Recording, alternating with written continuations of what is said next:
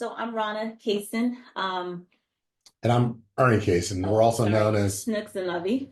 Yeah. I thought you said I So I'm gonna let start her go first, and then I'll tell you the truth. as he cuts me off. But anyway, so we, I was born Sac, raised in the Bay Area, moved back to Sac. Oh my gosh, and we met because I worked with someone who was a very good friend of his mother's. And she just out of the blue one day was like, "Oh, there's this guy I want you to meet. He's so nice, blah, blah, blah." I was like, "No, thank you. I don't want to meet anyone." I didn't know that they were saying the same thing to him. This went on for like about 6 months. And one day she gave me his phone number and she was like, "Here, you should call him." And I was like, "Oh, so he's one of those that he think he too good to call me." I didn't want to meet him, but don't give me his phone number either. I'm not calling. So So she I she threw didn't it know. away. On the flip side, the exact same thing was happening on my side. My mom was like, "Oh, my friend has this person you should meet," and I was like, "I'm not feeling that. I'm going to school. I just got out of the service. I was working like 3 jobs, and I had an infant, and I was like, there's just no. So I was throwing her number away as many times, if not more, than she was throwing my number away. So when you hear he was working 3 jobs, to me, I was like, AKA, that means he's broke. So no, thank you. I got my own stuff. I'm good. Okay. So we met at after my Christmas party out of the blue. He was invited. I didn't know anything about it until the day that we were going. My friend called me and she was like, "Hey, I just want you to know he's going to be there." And I was like, "Who's he?" She's like, "Oh, the guy, Ernie. We've been trying to get you to meet." And I was like, "Oh, I'm not going." She's like, "No, you gotta go, blah, blah, blah, whatever." So ended up going to the Christmas party. And let's just say I didn't like him. I was not impressed. I was like, no, thank you. First of all, he talked a whole lot. Lovey can talk, right? These questions, I'm like, I know you are not asking me 50 million questions. So he likes to say, I went around telling everybody that he was a nerd. I didn't tell everybody. I did tell my family because I was like, how they think I'm going to be with him? Because what? We don't even look like we matched. So let me see. About a week later, so actually, this is the funniest thing too. At the end of the party, Shirley, we were sitting there. The party was over. I don't know why, but we were just sitting there. It was the three of us at the table. And she said, "Did you guys exchange numbers?" And we were like, "No." She was like, "Exchange numbers." So we exchanged business cards. And he called me on Wednesday and we talked. And I was like, "Okay, he's nice. Let me not be so. So Rana, So thank you. Anyway, so then we talked for the rest of the week. We would talk every day, and just so happened that there was actually a connection, and met him the next day. Yeah, he invited me to his grandparents' Christmas party, and I was like, okay, I can kind of see see, something. I was the MC at my grandparents' That's 50th. not what happened. I was in my tux. I was in my element. You give me a microphone, and I was suited. I was like, okay, this is my realm. So she saw me, in all my glory, and she was like, I can have all of that. I didn't say that. I And wasn't thinking it. no, but it was one of those things where it's funny when we met. For me, her smile was just immaculate. It was just amazing. And so she drew me in, and I actually called my cousin later that evening and said, I found her. I found the one. I told my sisters as well, and their response was all the same. Oh, again? And like, how many times you said that? And I But was like, anyway, no, no, no, no. You that's don't another understand. podcast. She's the one. And so then anyway, she told you that we had the party and all of that. So that night I knew. So it was love at first sight for me. And it was a different kind of feeling. And what were you gonna say? So love at first sight for him. It took me 8 days. No, no lie. We met December 16th. Christmas Eve, my friend had a Christmas party at her house, and he came and we sat in the living room and we talked for like 3 hours. And by the end of that, you know how you get that feeling. My ears were like hot and just all the feels. And I walked out of her house because we left after midnight. Her hormones are raging. Pheromones hot. We walked out. When I was walking to my car, I was like, if he asked me to marry him today, I would marry him. So 8 days later, I knew. And that was pretty much it. It was pretty much a wrap after that. And So everything we had done was around other individuals. Our very first date, true date, just the two of us, we were supposed to go see Heat. Heat. We're supposed to see Heat. We decided we're going to see a 10 o'clock movie. We go and we get there. We didn't do any research. Heat was 3 hours. Well, yeah, we didn't know it was 3 hours. And we were like, it's our first date. I don't know if I want to be in a movie theater for 3 hours. So we pivoted and saw Toy Story. So seeing Toy Story without any kids or anything was our very first true date. Yeah. I can honestly say confidently that we started off great and it was interesting. And then we had a calamity that took place where I got stabbed. And we had 4 years that were quite tumultuous. But throughout that entire period, there was a North Star marriage for us. And it was my Aunt Nisi and my Uncle Johnny. My Aunt Nisi is 12 years my senior, so she's always been more like a big sister than my auntie. Um, but their marriage was the pinnacle of it just outshined everything around us. I mean, there were a lot of people that were married around us, but it was never a marriage that I would say, oh, I want to be like them. They were the ones, and they were also the ones that when we had our difficult times and we were facing a divorce, that really took us underneath their wings and said, hey, that's not going to happen. Because if it was a battering, if it was an unhealthy relationship, they would have been the first to be like, yeah, y'all need to go your separate ways. But they saw what we didn't see. We couldn't see each other through the stuff that we had. And this couple was amazing and they guided us. So let me just say this is fun fact about them. I met them um, in December, same time, but I met them, really met and sat and talked with them. It was in January, the day Bree was born.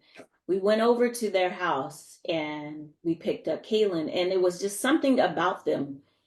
And I felt it when I walked in the room and I sat down, just kind of looking around, nothing spectacular, nothing major, whatever, but you could feel, I could feel it. It's like my spirit felt it.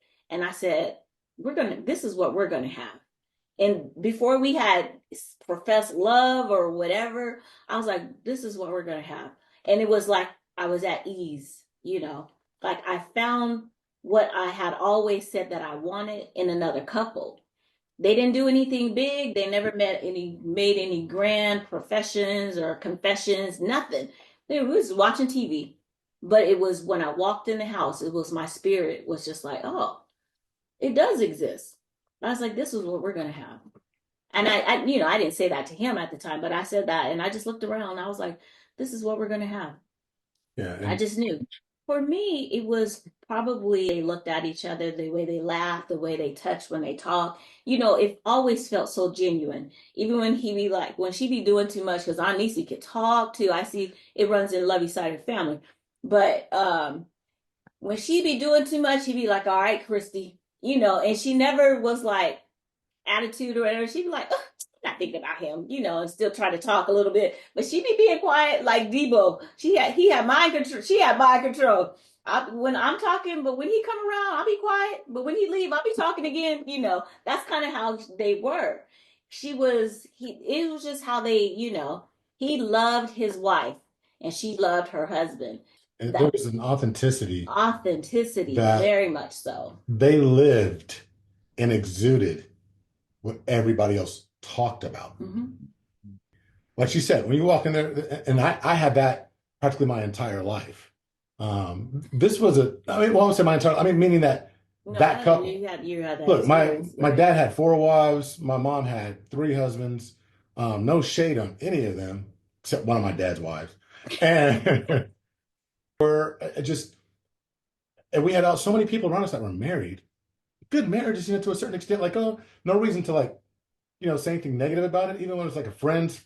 But this couple, it was like anything going on. They were real. They were real, and we were on the phone. That was like our bat line. Always been a romantic.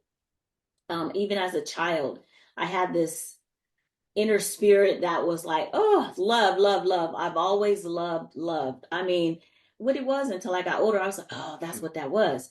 But they were everything that I had ever read about in a book. Because I'll read, I'm a big romance book reader. I read, when I was younger, the Harlequins and all that. I was like, oh, they're in living form. So that they resonated with me just like off top. Just And so I will say this too, that he passed away um 20 years ago. It took her a long time to remarry. But when she did, she asked me to actually perform the service. And when I met her husband, her fiance, it was like, yeah, she found like different, but another man that loved her. She loved him with all her being. I'm not saying it was better, it was different, but it was equivocally genuine, authentic, and unfortunately, we just lost her this past October to be with them in some of their final moments. And it's one of those things that we aspire to still. I mean, I feel like that's what we have, but I never want to lose it. And we did almost relinquish that at one point as it was forming, as it was developing. And I don't want to add that because I don't want people to think like, oh, you're supposed to find your one love and that's it. And I think that certain situations dictate certain outcomes. And if you're remarried or what have you, that doesn't mean that this isn't your true love. I think that these things that we're talking about, they're not unicorns. They're things that exist. It's there for the taking, but it's also not for the taking. It's there for the becoming. Anything yeah. that we truly want, we need to become. It doesn't just show up. We evolve as couples, as people, and you have to be open to that. And there's a cost to that. There's a lot of things that you have to trade and barter for those things that you want. And those two couples, specifically Montanisi and Johnny, I don't know what they gave up to be who they were, who they became, but I do know that through our life experiences, I know that they had to give something. And we encourage others to do the same. Why she give me that look? Because it's 30 minutes and you've been Oh, talking. okay. I can't wait till you rewind this. Please give me a breakdown on who talked the most. Let me start with this. 2 words. But God. And I'll start it. The years were difficult. I mean, there were a lot of things that contributed to it, but ultimately, I wasn't the man that God intended me to be. And it wasn't infidelity. It wasn't anything like that. It was that I didn't grow up. I didn't take responsibility for saying I do and cleaving to my wife, as opposed to trying to. I was a bit of a mama's boy, and I was trying to please my mother, both relationships. And there came a point, unfortunately, where I had to make a choice. And but it wasn't until I was faced with having to get my own apartment and move out and U-Haul and this, that, and the other. And and even then, God put a stop to it. And we found we didn't, I won't say we found our way back to each other. I mean, we struggled through it, but we had to surrender. It was a lot of, initially, I just put all the blame on Lovey. I was like, oh, I felt by myself. I felt alone. I'm like, what am I doing here? I might as well be by myself. I'm not trying to be, um, I ain't answering to nobody else. Um, very, so his mother and I, well, just, we didn't get along per se. We were cordial. We were polite. We hugged when we needed to. But inside, I was like, ugh, cringing, don't touch me. That was me. Um, and after Lovey, our story, well, when he got stabbed, that changed everything in our relationship. Because she was all For for us his, meeting. She was one yeah, of those major oh, she was proponents. one of the major proponents. But after Lovey got When I got stabbed, stabbed, and it ended up being her from my ex-boyfriend ex-boyfriend, that you stabbed know, me, then it was like, oh, I can't stand it. She became enemy number one. right. And it continued on throughout for a very long time.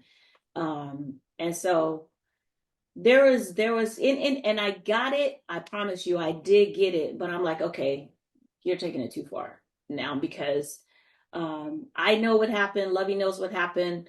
And she just felt like, she's told me as much. She felt like we should have been more open with her, or I should have told her more, blah, blah, blah, whatever, so on and so forth. And I was always like, look, if you want to know something, number one, ask.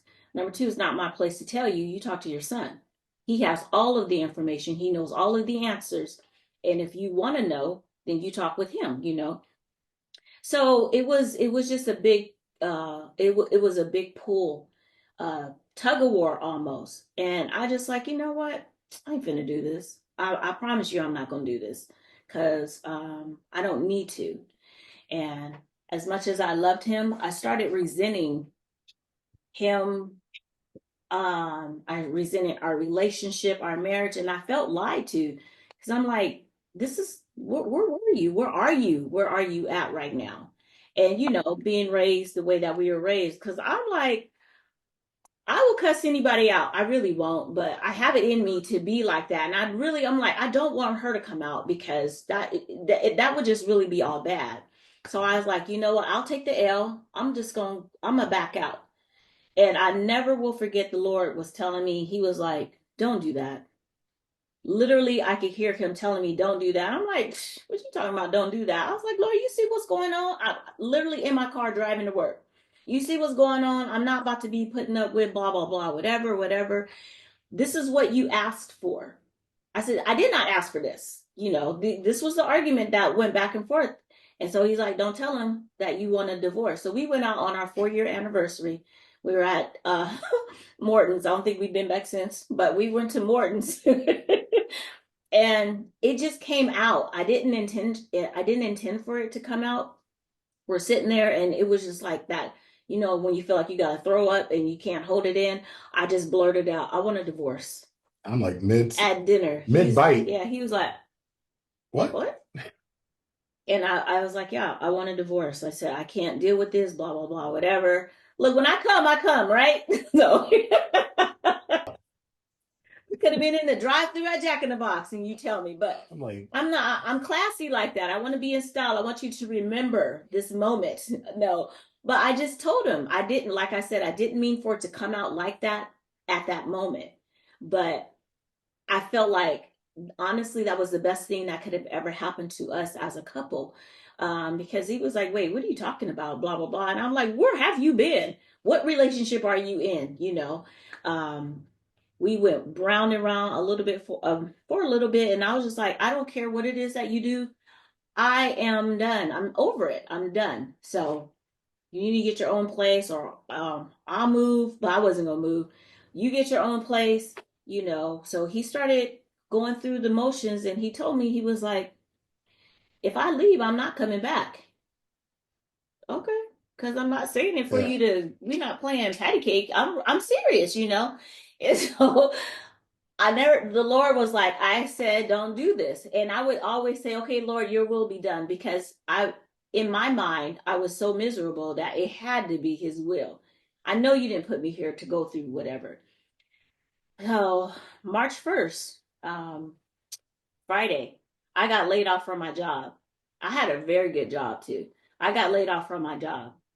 And I called him and I was like, just letting you know, I got laid off and this blah, blah, blah, whatever. So first thing Lovey says, he's like, all right, so I'll call the apartment and I'll cancel the apartment and I'll tell him I'm not coming. I'll cancel the U-Haul. I'll probably lose my deposit. It was like $200 at that time.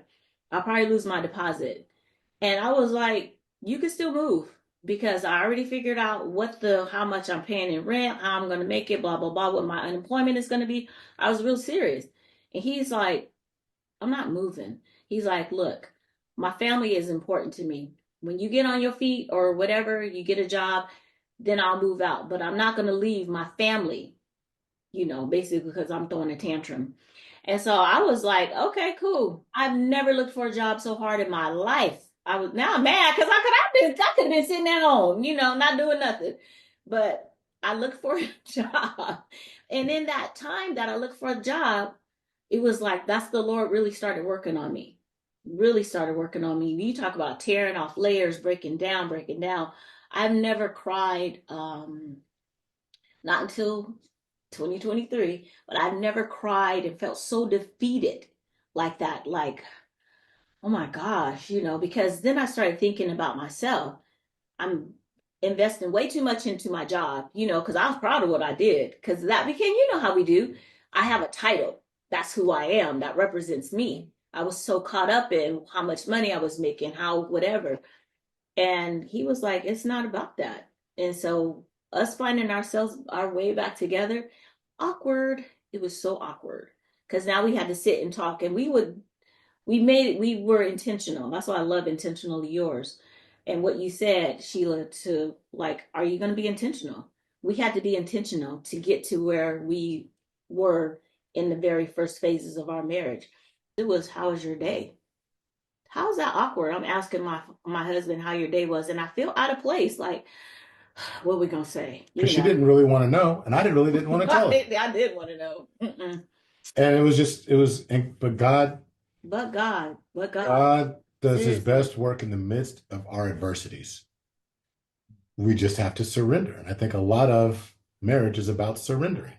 Mhm. And I think that's the challenge. I mean, abuse aside, I think the great majority of challenges we have in marriage can be solved if we would just be willing to surrender. We'll find it in Ecclesiastes, we'll find it in Ephesians, we'll find it in a variety of places throughout the Bible. But surrendering first to God, God's will, and then within surrendering to God, there are pockets where we need to surrender to each other, not just the wife. It's not just Proverbs, 31, 32. It's not her submitting to the husband. It's not the husband submitting to the wife. In realms, in certain areas, yeah, we do. We need to. Yeah, it is. No, We need to, but people get caught up in like, I ain't gonna be no punk. Or, mom raised me to be a strong, independent Black woman. And we need to lose that because it was through surrendering to God and then to each other is how we have built an amazing bond. And also recognizing that, like you said before, the devil didn't come on the scene until Eve came. Adam had he was ruling everything, all the animals and stuff. And as soon as Eve came on the scene, that's when the challenge came. We always have to remember, where is this coming from? We will never be more vulnerable than when we are in the wilderness. And we were in the wilderness and we were under attack. We felt like we were alone, obviously, because I wasn't seeking the Lord. I said, your will be done, but okay, enough of you, God. Let's me now, me. So we were in the wilderness under attack, but God, I say that was the best thing that happened to us because we would just be just another regular couple, which is cool if that's what you aspire for. We just chilling, we good. Yes. With benefits though, you know See, what I'm saying? So probably the greatest, it was a great thing, but I would say probably the thing that haunted us, haunting's not I can't find the right word to really articulate it. But had we not had that North Star of my aunt and uncle, we would not have known that it was real. That it was real, that's what we wanted. And once that was in our spirit, like, oh, we want that, there was this thing that just like, we're better than this. But see, for me, I've always felt that it existed. Like I said, when I was little, my favorite songs were all love songs, and I never knew why. It was about love, it was about relationship, and I've always just innately had that. Never knew. And then when I started reading romance books, I was like, this is what I want. And everybody was like, girl, that is a book. That is fantasy. You are not going to find nobody like blah, blah, blah, whatever. And I was like, no, I know I am. I know I am. And even in put your hand down. Even in past relationships, I don't know what you was trying to do. I'm talking. Even in past relationships, I was just like, I knew, like, the expiration on the milk. I should have been gone. Why am I still? Because okay, nope. It's just to other people, it's like, oh, he's a good guy. Yeah, but he doesn't feed my soul. Like, I know that there's something more. So I got to pass. I got to pass. And then like I said, December 24th, 1995, I was like, if he asked me to marry him, I would. Just like that. And we couldn't be more different. She was reading Harlequin. Her love stories came from Harlequin. His came from Hustler. Mine came from Hustler and Penthouse Forum. To me, look, I was reading, going to the library, getting the books there. I didn't know why. She was looking for the like we're putting on the winter ball. She's looking for the princess and the ball, and I'm looking for the ratchet chicken in the club. Yep. And that was, we couldn't have been more different in that respect. It's funny. I saw something recently. I just got to share this that I can't remember where or who said it, but I know I saw it on social media. And they said that the difference between where they are now and where they were is that they recognized that just because they didn't find peace until, I know I'm paraphrasing and messing this up, but they didn't find peace until they went from looking for a woman to sleep with to looking for a woman they can pray with, that they could pray with. Because you still get to sleep with the woman that you can pray with. But when you're looking strictly for the one that you can sleep with, there was nothing but angst and anxiety and fear, distrust, and there was no peace. And when I saw that, I was like, that's it. Because Ronna brought me peace. A copy of that snippet right there, that I bring peace, so that when you get mad, I'm being like, I'm in the semantics. Did I spell it Piece? Or did I spell it Peace? Chance the Rapper? What Chance the Rapper? What did he say? Chance, yes. Chance the Rapper had a saying that don't have an expensive wedding and a cheap marriage. To be very mindful of the people who you invite into your circle. That's one thing that intentionally yours. That's one thing that I love about intentionally yours. We talk a lot about having couple friends, and we like to do things with other couples, and we it's not like we've done that a lot, like a whole bunch of oh, let's get together with them, blah blah blah, whatever. We've gotten together with some couples in the past, and all they did was fight, and it's like, oh my god, this is uncomfortable. I want to be surrounded by people who love their spouse, who love their partner. We talk mess or whatever, but we know it's all in jokes or whatever, because this is my guy. This is the dude right here. He ain't going nowhere. I'm not going nowhere. I want someone to,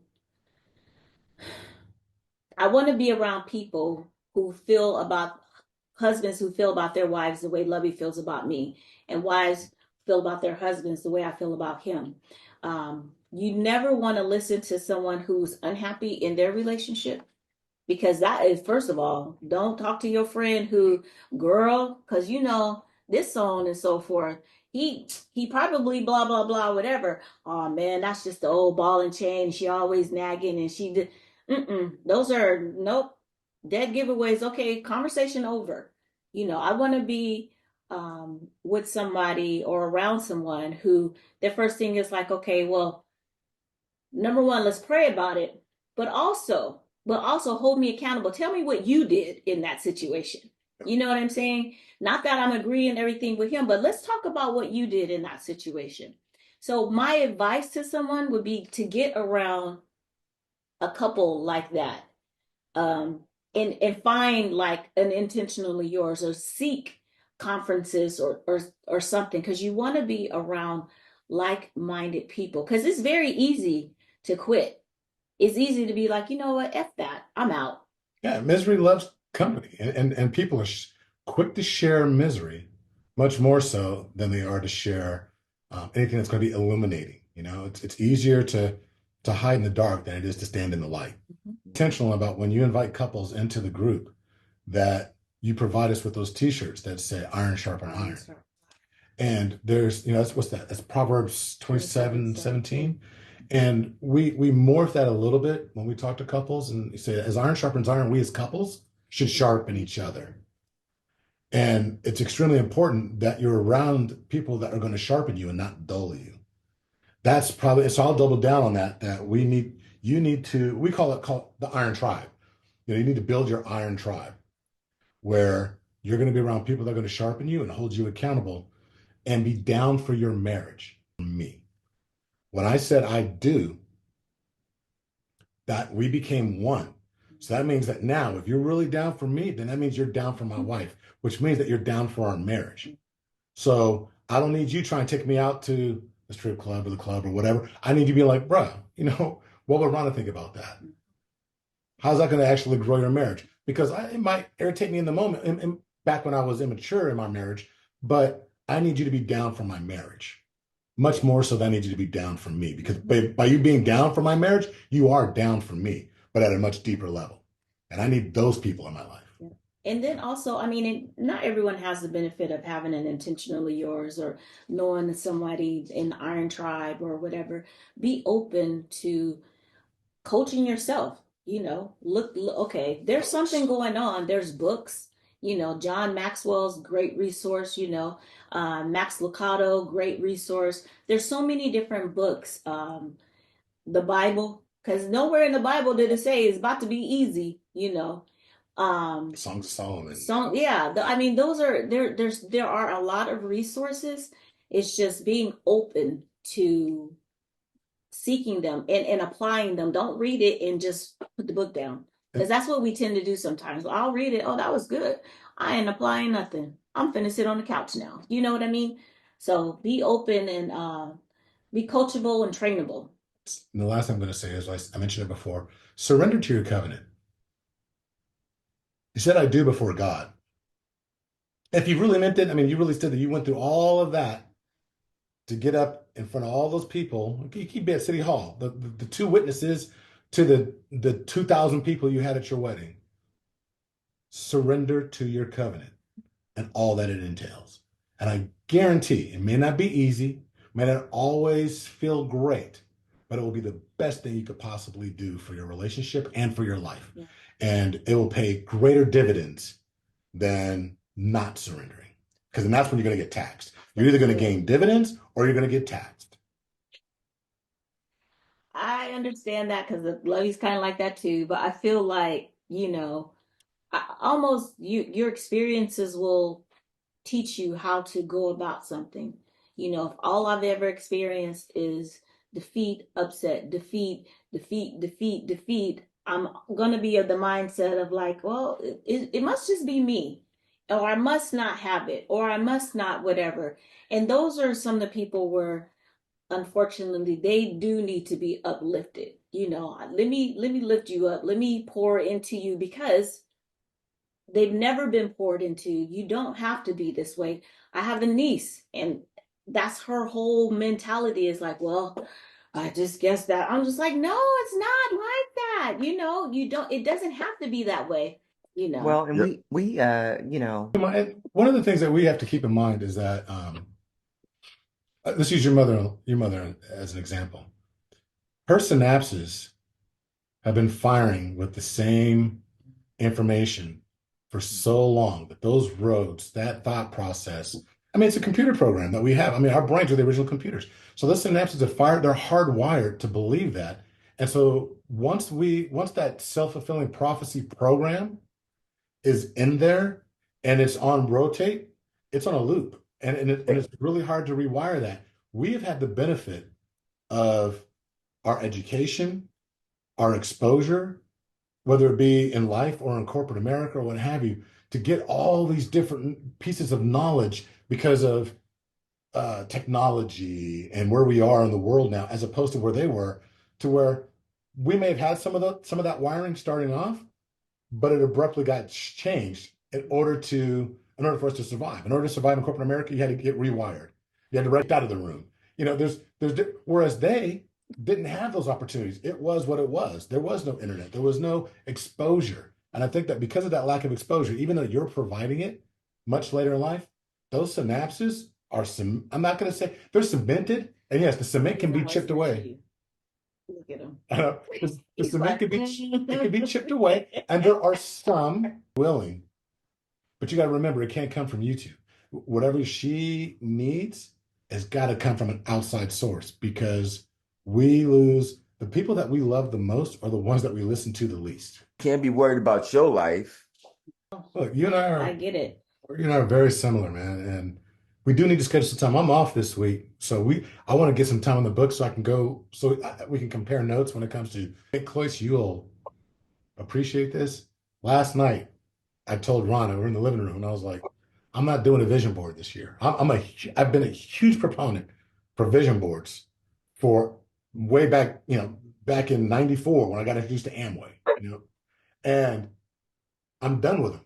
I'm done with vision boards because I told her this year I'm creating an action board, not a vision board. And an action to me, an action board is because we have these visions and where the disconnect is we have these things that we want, but nobody reverse. Well, I'll say nobody. Many people don't go so far as to reverse engineer what's gonna take to acquire to be. So the first step will be what's the vision, but then the more important part to me is okay, what are the actions that need to be taken? And I'm going to create a board that has nothing but actions. The actions will bring about, because what if I want to go to Puerto Rico, but my actions, if I put the actions in place, maybe be limited on that. But the actions, I think, are the truly beneficial part that we lose at. Otherwise, it becomes a picture on the wall. They're like, oh, that's a pretty place. Oh, yep, like to get there someday. Oh, phone's ringing. Let me go do this. But if I have my actions in place and I'm focused on those actions, that's something I'm going to be chipping away at, honestly. And then those actions will lead somewhere. So I'm doing action work. And it's like that whole thing about, holding people accountable, including yourself. Yeah.